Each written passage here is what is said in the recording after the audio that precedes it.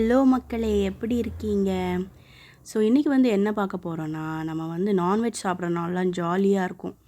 But அதுக்கப்புறம் இல்லத்தரசிகளுக்கு வந்து இந்த மாதிரி ஆயிலாக உள்ள பாத்திரம் சேரும் போது தான் அந்த கஷ்டமே தெரியும். பட் இன்றைக்கி வந்து ரொம்ப ஒரு என்ன சொல்லலாம், அக்கப்போர் இல்லாமல் எப்படி வந்து நம்ம இந்த ஆயிலி பாத்திரங்களெல்லாம் கிளியர் பண்ணி எடுக்கலாங்கிறத நம்ம இந்த விலாகில் பார்க்கலாம். இன்றைக்கி பார்த்திங்கன்னா ஃபிஷ் ஃப்ரை பண்ணியிருந்தேன். ஸோ அந்த ஆயில் தான் நீங்கள் பார்க்குறீங்க. ஸோ ஆயில் ப்ளஸ் வாடை இன்றைக்கி. ஸோ உங்கள்கிட்ட வந்து ஒரு கவரோ இல்லைனா இந்த மாதிரி டப்பாவோ இருந்தால் முதல்ல இந்த ஆயிலை நம்ம ட்ரெயினில் விடாமல் வேறு மாதிரி டிஸ்கார்ட் பண்ண வேண்டியிருக்கும்.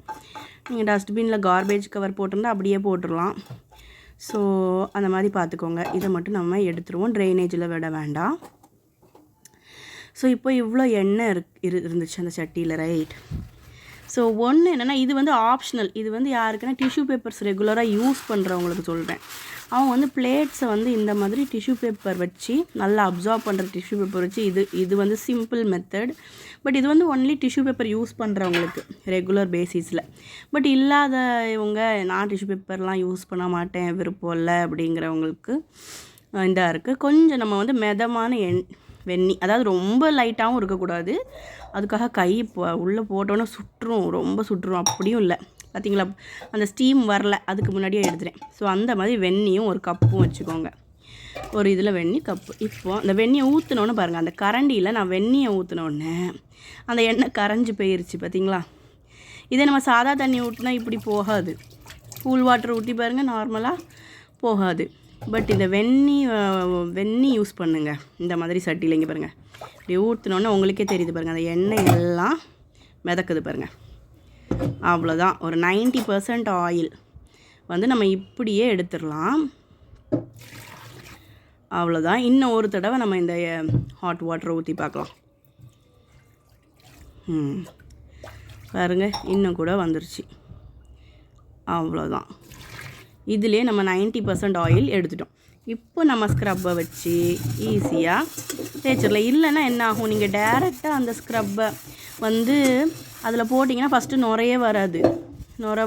அந்த ஸ்க்ரப்பில் ஆயில் படும், நம்ம சிங்க்கு ஃபுல்லாக ஆயில் படும். எவ்வளோ கஷ்டம். அந்த ஒரு மெஸ்ஸு என்ன சொல்கிறது, அந்த ஒரு அங்கே இங்கே எல்லாம் செதறி அது. இன்றைக்கி என்கிட்ட இல்லாத ஒரு விஷயம் வந்து லெமன் அண்ணன்.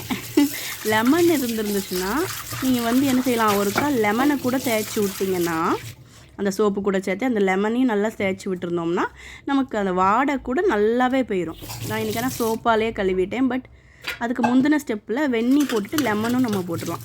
இந்த பிளேட் வந்து நான் அந்த டிஷ்யூ பேப்பர் வச்சு தொடச்ச பிளேட்டு. ஸோ இது ஒரு மெத்தட். டிஷ்யூ பேப்பர் வச்சு தொடச்சிட்டு நீங்கள் அப்புறம் லெமன் வச்சு கொஞ்சம் தேய்ச்சிட்டு, இந்த ஃபிஷ் ஃப்ரைலாம் கொஞ்சம் வாடை அடிக்கும். ஸோ லெமன் வச்சு கொஞ்சம் தேய்ச்சிட்டு நீங்கள் சோப் போட்டு கழுவிடலாம். சூப்பர். ஹாட் வாட்டர் லெமன், இந்த காம்பினேஷனை நீ வேறு இடத்துலையும் பார்த்துருப்பீங்க. எங்கன்னா நீங்கள் நான்வெஜ் ரெஸ்டாரண்ட்டில் சாப்பிட்டு முடித்தோடனே அவங்க வந்து ஒரு ஃபிங்கர் பவுல் தருவாங்க, ரைட்? அதில் என்ன தருவாங்க? ஹாட் வாட்டர், ஒரு வார்ம் வாட்டரும் லெமனும் தான் தருவாங்க. நம்ம கையில் உள்ள ஆயில் நீங்கிறதுக்கு அதே இது தான் நம்ம இங்கே யூஸ் பண்ணுறோம். ஸோ இதெல்லாம் அந்த பிளேட் பாருங்கள், அந்த ஹாட் வாட்டர் பட்ட உடனே அந்த எண்ணெயெல்லாம் ஈஸியாக போயிடும். நம்ம தேய்ச்சா போதும். இது ப்ளஸ் இன்றைக்கி லெமன் இருந்திருந்தால் நல்லா இருந்திருக்கும். இந்த ஸ்டெப்புக்கு முன்னாடி, சோப்பு போடுறதுக்கு முன்னாடி ஒரு லெமனும் நம்ம ரப் பண்ணி விட்டோம்னா ரொம்ப சூப்பராகிடும். நீங்கள் ஃபிஷ் சாப்பிட்டீங்க அப்படின்னே தெரியாது. நீங்கள் அந்த லெமன் அப்படியே சிங்கில் கூட ரப் பண்ணி விட்டுடலாம். ரொம்ப ஃப்ரெஷ் ஆயிரும் அந்த ஹாட் வாட்டர் ப்ளஸ் லெமன். அவ்வளோதான். ஒரு சின்ன ஸ்டெப்பு நம்ம எடுக்கும் போது இங்கே பாருங்கள், அந்த ஸ்க்ரப்பு பொழைச்சிருக்கும். இல்லைன்னா அது ஒரு பாடுபடும் பாருங்கள். அப்புறம் அந்த ஸ்க்ரப்பில் இருந்து ஆயிலை பிழிஞ்சி எடுத்து அப்புறம் அந்த சோப்புலாம் வேஸ்ட் ஆயிரும். நம்ம சோப் கலக்கி வச்சுருக்கிறதுல திரும்ப தொடும் போது அதெல்லாம் ஆயிலாகி. இப்போ பாருங்கள், அந்த சோப்பு எவ்வளோ கிளியராக இருக்குது. அந்த தட்டில் சோப்பு எவ்வளோ கிளியராக இருக்குது பார்த்தீங்களா?